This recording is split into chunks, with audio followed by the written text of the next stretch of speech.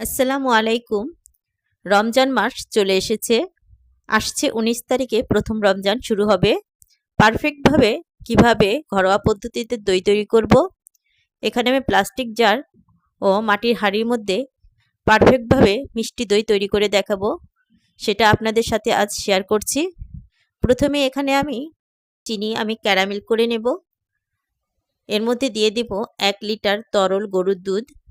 দুধটা দেওয়ার সাথে সাথেই ক্যারামেলটা জমে যাবে, এতে ভয় পাবার কিচ্ছু নেই।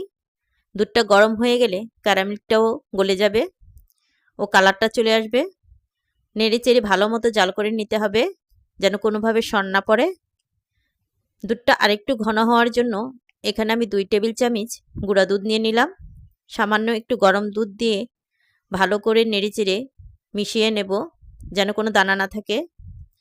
ভালো মতো মিশে গেলে এখন দুধের মধ্যে আমি দিয়ে আরেক কিছুক্ষণ জাল করে নেব। দুধটা ভালো মতো জাল করে ঘন করে নিতে হবে, তাহলে দইটাও ভালো হবে। দইটা জমানোর জন্য এখানে আমি ২ টেবিল চামচ মিষ্টি দই নিয়ে নিলাম। ভালো করে ফেটে নিচ্ছি।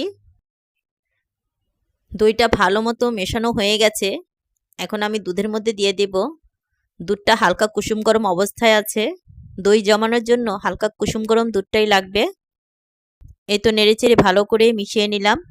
এখন হাঁড়ির মধ্যে ঢেলে দিলাম অর্ধেকটা দুধ, আর বাকি অর্ধেকটা আমি প্লাস্টিক জারে জমাবো। ঘরোয়া পদ্ধতিতে দইগুলো জমাবো, তাই ঢাকনা দিয়ে ঢেকে সারা রাত কম্বল দিয়ে ঢেকে রেখেছিলাম। সকালবেলা উঠে আমি দইগুলো বের করে নিলাম। দেখতেই পাচ্ছেন কি সুন্দর ভালো মতো জমে গেছে।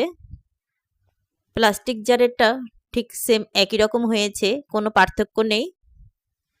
এখন একটা প্লেটে আমি তুলে নিচ্ছি। সবাইকে অনেক ধন্যবাদ। আল্লাহ হাফেজ। আসসালামু আলাইকুম।